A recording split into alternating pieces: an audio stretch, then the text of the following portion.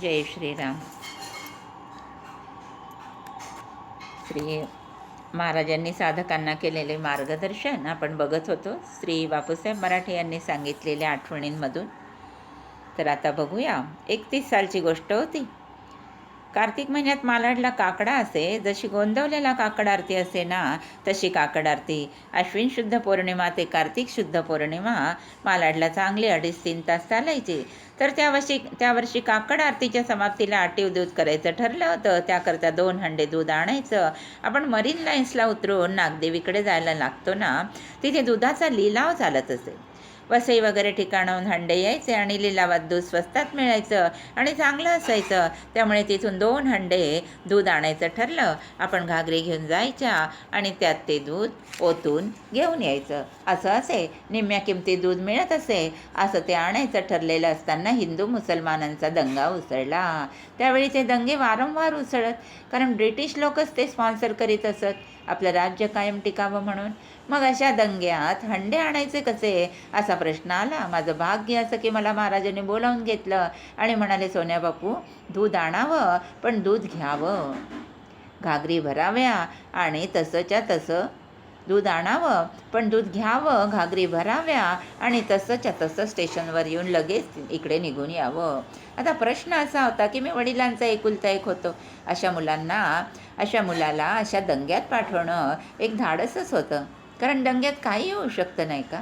लाठीमार, गोळीबार, मारामारीत कुणी सापडू शकतं, जीवही जाऊ शकतो. अशा वेळी महाराजांनी हे काम माझ्यावर सोपवल्यावर मी ओळखलं की हे काम आपल्याकडूनच व्हायचं आहे. मी गेलो, दूध घेतलं आणि महाराजांनी सांगितल्याप्रमाणे तसाच्या तसा परत आलो. घरी पोचलो आणि जो दंगा उसळला की न भूतो न भविष्यती. बरीच प्राणहानी झाली. पण मी सुरक्षित घरी आलो हे त्यांच्या सुरक्षा कवचामुळे होतं बरं का महाराजांच्या. ते तसं करणं त्यांनाच शक्य होतं. तो इतर कुणाचा घास नव्हता. असा जीवावरचा अनुभव मी आपल्याला सांगितला. आता पुढे बघूया. त्यांच्या थोरल्या मुलीचं लग्न झालं. तिला कोकणात दिलं आणि त्यावेळी पद्धत अशी होती की पहिल्याच वर्षी दिवाळ सणाला आणायला माहेरून कोणाला तरी पाठवलं जात असे. तसा तो आला तर मुलीला येता यायचं नाही, तर ती येऊ शकत नसे. माझं मी जाते म्हणून ती येऊ शकत नसे. तर तशी तिला आणायची वेळ आली तेव्हा त्यांनी मला बोलावून घेतलं आणि म्हणालं, जावं आणि बहिणीला घेऊन यावं. पण सोन्या बापू, असं करावं की निघते वेळी ती थोडा वेळ दिसेनाशी होईल ना, तेव्हा तिच्या मागे मागे जाऊ नये.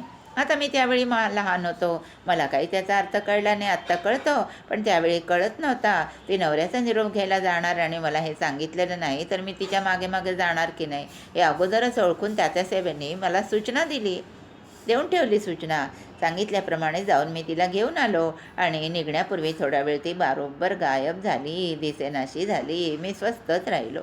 मी सामान घेऊन तयार होतो, पण 15-20 मिनिटे ती मात्र गायब होती. तशी ती गायब व्हायलाच हवी हे आज मला कळतंय आणि मी तिला त्याची गोड आठवणही देतो आणि म्हणतो, महाराजांनी मला सांगितलं म्हणून बरं का, नाहीतर मी नक्की तुझ्या मागे आलो असतो. अशी ती गंमत आणि गोड आठवण आणि महाराजांचं सूक्ष्म मार्गदर्शन बरं का. तर माझ्या लग्नाच्या वेळेचा प्रसंग सांगतो. माझ्या पत्रिकेत आहे मंगळ आणि त्याच्याकडे दुर्लक्ष केलं तर पहिली बायको मरते, दुसरा विवाह करण्याचा प्रसंग येतो, असं त्या मंगळाचं लचांड आहे.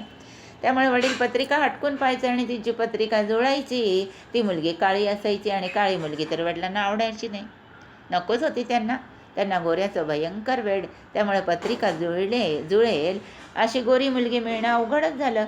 मला मुलं चिडवायची की तुझं लग्नच जमणं कठीण दिसतं आहे म्हणून. आणि असं होता ही बापटांची मुलगी सांगून आली.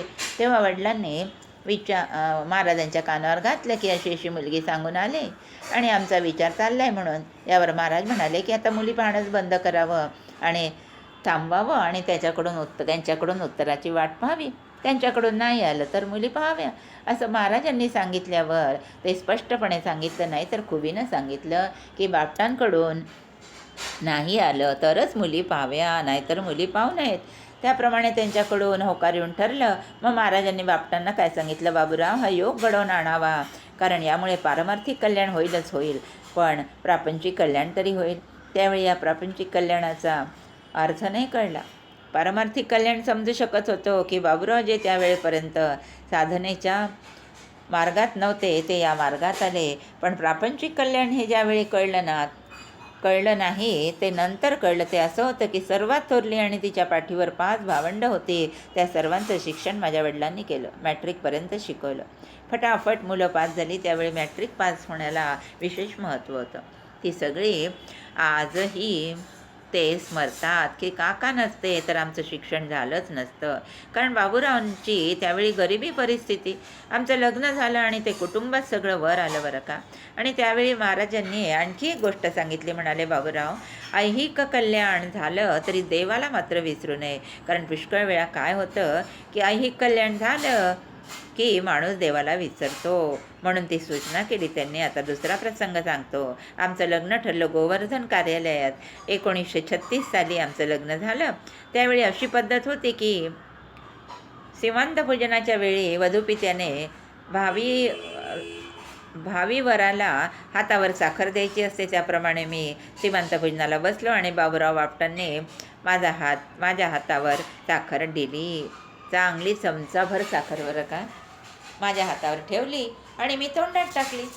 तोंडात टाकल्याबरोबर काय झालं, लक्षात आलं की ती साखर नसून ते मीठ आहे. मीठ होतं आणि माझी अशी पंचायत आली की मला ते गिळताही येईना, थुंकताही येईना. सगळ्यांच्यात बसलेलो होतो ना, तिथे थुंकणार तरी कसा. माझी अगदी त्रेधा झाली आणि माझा चेहरा मात्र गोरामोरा झाला. तेव्हा बापूरावने ते ओळखलं आणि स्वतःच्या तोंडात चिमूट टाकून बघितली आणि मग त्यांच्या लक्षात आलं की जावयाला आपण मीठच दिलं. आणि मग हशा पिकला. असं त्या दिवशी म्हणजे लग्नाच्या आदल्या दिवशी झालं. दुसऱ्या दिवशी सकाळी 8:30ला लग्न. तर वडील काय म्हणाले, आता तू विवाहबद्ध होणार आहेस ना, तर आपण आधी महाराजांकडे जाऊयात, त्यांचा आशीर्वाद घेऊन मगच पुढे जाऊयात. त्याप्रमाणे आम्ही महाराजांना भेटायला तात्यासाहेबांपाशी गेलो आणि बसल्याबरोबर महाराज काय म्हणतात, सोन्या बापू, थोड्याच वेळात आपण विवाहबद्ध होऊन प्रपंचात पदार्पण करणार. त्या प्रपंचाचा गुणधर्म खारट आहे हे आपल्या श्वसुरांनी काल आपल्याला पुरेपूर कळवलेलं आहे. मला वाटतं यांना काही न सांगता यांनी किती बरोबर सांगितलं. मला मोठा अचंबा वाटला आणि मग पुढे सुरेख उपदेश केला. म्हणाले, असू द्यावं, मीठ खारट जरी असलं ना तरी मीठ थोडक्या प्रमाणात आवश्यकच असतं. मिठाशिवायचा स्वयंपाक अजिबात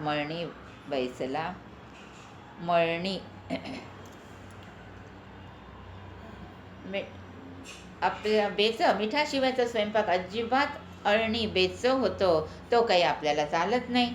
भगवंतांनी सुद्धा रुक्मिणीला काय सांगितलं, माझं तुझ्यावर मिठासारखं प्रेम आहे म्हणाले. महाभारतात असा प्रसंग आहे. ते असं म्हणाले कारण मीठ आवश्यक आहे. माणूस साखर सोडू शकतो पण मीठ सोडणं अवघड आहे बरं का. मिठाचा गुणधर्म काय, योग्य प्रमाणात वापरलं तर रक्तशुद्धी करतं. तसं संबंध अन्नात मिठाचं जेवढं प्रमाण तेवढंच परमार्थात प्रपंचाचं प्रमाण. परमार्थ करायला लागल्यावर प्रपंच टाकून द्यायचा नाही, पण त्यांचं प्रमाण नको का काही. तेव्हा संबंध अन्नात जेवढं मिठाचं प्रमाण तेवढंच परमार्थ आचरताना प्रपंचाचं प्रमाण पाहिजे. पण आपण प्रपंचावरच सगळा भर देतो, म्हणून सगळा परमार्थ खारट होऊन जातो. आणि ते प्रमाण प्रत्यक्षात व्यवहारात आणायचं असेल तर त्यासाठी नामस्मरण करण्याची आवश्यकता आहे. आणि तू केलंस तरच तुला ही कला साधेल. म्हणून तू नामस्मरणावर भर दे, असं ते मार्गदर्शन त्यावेळी महाराजांनी केलं. माझ्याकडून त्याचं आचरण होत नाही आहे, पण अशी कानपिचकी मला त्यावेळी मिळाली. तर आता उद्या बघू परमार्थ आचरत असताना प्रपंचाचं प्रमाण किती असावं ते.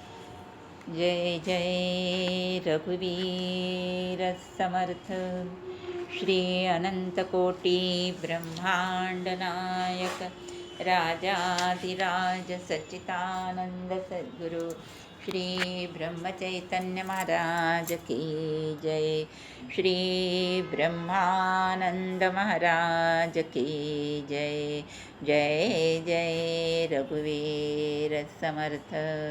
श्रीराम श्रीराम श्रीराम.